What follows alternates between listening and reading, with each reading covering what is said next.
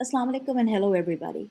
We are here today with Zulfi Bukhari, who served as a special assistant to former Prime Minister Imran Khan in the capacity of a Minister of State in the federal cabinet. Zulfi Bukhari currently holds the party position of advisor to the chairman on international media. Assalamu alaikum, Zulfi, can you hear me? Walaikum assalam, ji, I can. Okay, ji. Zulfi, assalamu alaikum, and welcome to the show, and thank you for taking the time out for us. Tell me this. You're a face that we see on the international media the most often, representing Pakistan Tehreek-e-Insaf.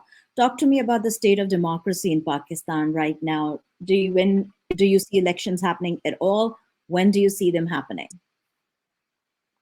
Okay, so three questions. Let me go one by one. At the moment, if you look at is the state of democracy. Well, the state of democracy is that the largest national level, grassroots level party in Pakistan is being marginalized and trying to be dismantled. The most popular leader the country has probably seen is in prison. And at the moment, none of their leadership, none of us can either leave our homes or we can't stay at home, but everyone's in hiding or they're in exile with the fear that they get arrested when they come back to the airport or when they move out. Their children are being arrested, their wives are being arrested, their mothers are being arrested. Women are in prison. We have 13,000 people in prison at the moment. I don't know how you would call that democracy in any way or form. Secondly, the thing is that democracy is yet to happen. There's been no democratic process since Imran Khan was removed by a no vote confidence, because he wasn't moved on ideology. He was moved on horse trading. People got paid out, they got promised positions, and they took that position. After that, if you look at all of the PDM's cabinet, it's a makeshift cabinet with a bunch of jokers in it. Very few credible people. And now when you see the caretaker come in, again, I'm not saying there aren't a few very good names, and there are very well-educated, responsible people as well on it. But the rest, you've seen people, jokers that are from the previous PDM regime as well, just continuing the same old thing, and who have nothing to do with politics, who couldn't understand the A to B to or Z to politics. So at the moment, there is no democracy. What our hope and prayer is in the next 90 days, we go towards a democratic process, which will be elections. But I'll add one more thing before I go answer the next question. You must understand that if there is anything called pre-poll rigging, that is what's happening in Pakistan today. And on a humongous scale. America talks about Russians getting involved with President Trump's thing, this, that, everything. In Pakistan, if what is happening right now, that you are trying to dismantle a party, fear is being created across the board, people are being arrested, people are being disqualified, people are getting illegal cases on them. If that's not pre-poll rigging, what is? Is the purpose that there is no PTI left by elections? If that's not pre-poll rigging, what is? Is it the fact that leaders and people and electables or people that are going to be contesting from their constituency on the PTI ticket will not be able to leave their homes or file their nominations? If that's not PTI pre-poll rigging, what is? Am I going to be arrested when I go and file my nomination? If that's not pre-poll rigging, what is? Now, your second question was, do I see elections? I think if the target is achieved of some form of completely demolishing and dismantling PTI to the level that it will not be a force to reckon with by in the next 90 days, there's a possibility of elections. But as it stands today, Imran Khan is the most popular leader Pakistan has seen.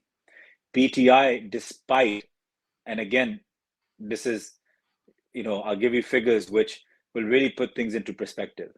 Despite all the atrocities, human rights abuse, abductions, kidnapping, torturing, you name it, destroying homes, sealing homes, everything, relatives in prison that have nothing to do with politics.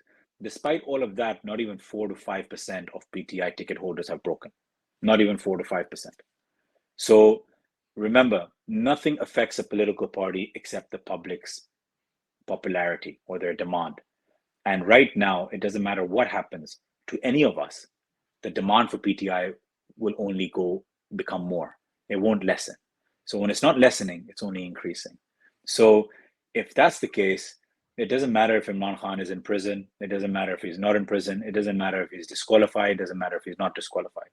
His party will win the elections if there's ever free and fair elections in Pakistan. Even, I would say, even 70% free or 60% free. Even if there's 40% rigging, they will still lose. And that perhaps is why the ECP has allegedly put a ban on surveys now, I hear. We're going on to I know, right? It's hilarious. We're going on to day 14 of Imran Khan being incarcerated in very, very, like, in atrocious in conditions. People on ground and overseas Pakistanis are concerned that the party in itself is perhaps not doing enough, if anything at all, about this.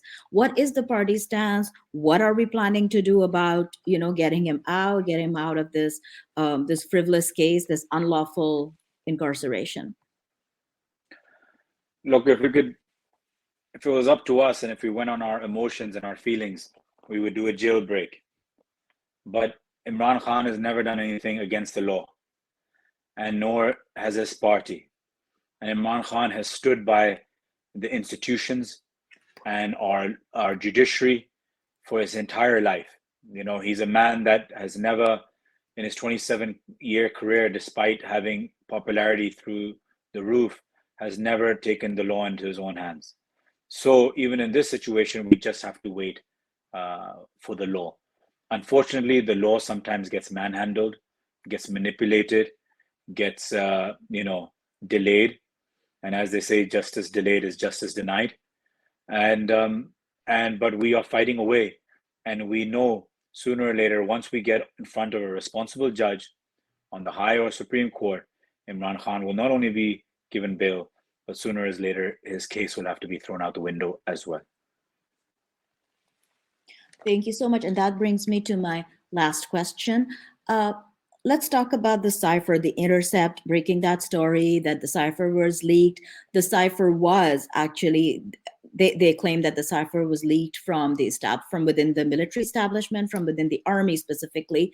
However, Imran Khan has yet again been accused of something that is just hilarious. Like, how could he possibly do that while he's in jail? What do you think the overseas Pakistanis, the US is very quiet about all of this news. What do you think the overseas Pakistani diaspora, what can we do? How do we raise our voices? How would you like us to, what would you like us to do about that?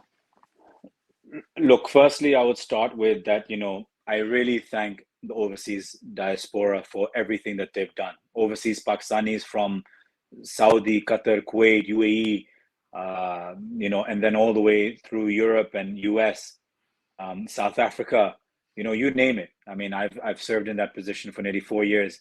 And, I want to take this opportunity on your show to first thank them from the bottom of my heart for the love and respect they give me every time they see me anywhere.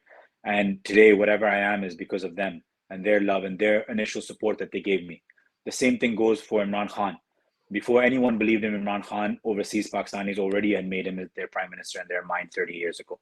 So when what they are doing right now in this struggle and protesting, doing the best they can, I see all of our American Pakistani friends that I know, and even the ones I don't know, trying their hardest and going to congressmen, statesmen, and everything. I see what's happening across the board in UK, London. I follow everything overseas. Like I said, I'm alhamdulillah, thanks to them, the respect they give me, I'll always be humbled. And they're doing a lot. They're doing all they can. So again, thank you. But the problem is, or all I will say to them is that you have to keep trying. We may have not got the results from the actual establishment or the government of that country, but we are creating waves. And if we have to keep going at it, you cannot give up. It only takes one instant for the whole thing to change around in a different direction, because truth has to prevail at the end. As far as it goes for international countries, or countries and other countries and spokespeople and leaderships, I don't think there's anything wrong in saying that it's been very disappointing. When it comes to Pakistan, everything becomes an internal matter. When it comes to other countries, it's their matter. But a safer stable Pakistan is better for the entire world, in particular our region, but definitely for the entire world. It's best for our ally countries. It's best for our neighboring countries. Uh, a destabilized or an economically heading towards default, economically unstable country is not for anyone's benefit. And so we shouldn't play into the hands of those whose benefit it may be. And with that, again, I'll say that we all need to come together at some stage.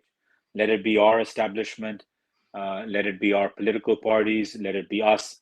We need to make sure whatever we do doesn't harm Pakistan, because at the end of the day, that's what our struggle is for.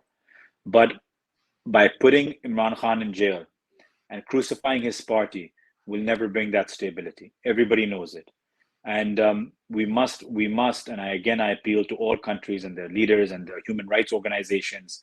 The way Imran Khan is being kept in prison, the way that PTI workers and leaders and families are being treated, if there is a human rights crisis at the moment, it's this. So please step up.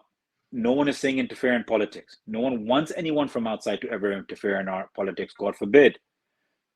But raising your voice for something that they even know is unjust and untrue is all we're asking for. So I really hope people start stepping up and seeing that their voice can change the future of 240 million people and actually give them a chance in elections to pick a government that they vote for. If our people vote for PDM or any of those guys, good on them. That's their choice. We have to sit quietly in opposition, do our job. But if you are not giving the actual mandate to the people of Pakistan, then how are you enforcing anything? You've got, people like Secretary Blinken, a lot of respect and everything, but he tweeted 2 weeks ago, 10 days ago about human rights and how it's the core of human culture and how the world has to move on with human rights, and it's our values. So what happens to the human rights and the right of self-determination of the Pakistanis? We talk about Azad Kashmir, but what about Pakistanis? Do they not have a right to self-determination of who they want their leader is? Are we, as Imran Khan said in the UN, that are we of a lesser God now? What is the problem? And nothing is not solvable. And I say this to our PTI people as well. I know that Jazbati, they get emotional, but we must understand whatever steps we take, and I'll take it, I know a female from Noon got attacked on the roads, and others, our females are in prison, our females are attacked in National Assembly by the likes of Khwaja Asif daily or every single year, in and out. The human rights abuse going on, Dr. Yasmin Rashid, and Alia Hamza, Khatija Shah, all the rest of them. If I missed anyone out, I apologize. But we should raise the voice for the woman that was attacked here, Hannah Butt, whatever her name was. She was attacked. We condone that. But we also want the same voices that raised it for her, which rightly so they did. But they should also raise the voices for our women who are being treated the way they are in prison, inhumanely. And why are they even in prison? Why aren't the same voices, the same, so-called voices of justice speaking for our women who have nothing to do with politics? There are some women who have been arrested that have nothing at all to do with politics, even if you don't want to talk about the political ones. So again, I say to our PTI people, abroad especially, okay, I know that they have emotions, and I know the emotions are high and the temperature is high, but we need to show that we are followers of Imran Khan. And Imran Khan has always kept a lot of dignity and integrity in his politics. We must follow that dignity and integrity in politics. And remember, your strength, your integrity, your dignity only matters when your chips are down and things are at their worst. Everyone can be a gentleman when everything is going their way. It's can you be a gentleman when things aren't going your way? So please don't do anything that affects the image of Imran Khan, that makes Imran Khan's case lessen or makes it worse. We only have to take steps which help Imran Khan, not that don't help him. Whatever you do, that poor leader of yours is sitting in a 6x8 solitary confinement cell. Whatever you do outside, they will put the pressure on him inside. So remember that hold his banner high with pride. Don't let him down at this time. he needs all the help he can get. Beautifully said, Zulfi. Hold his banner high, hold it with pride. Thank you so much for your time. And thank you Thank you. for being here. And thank you for your fight, actually.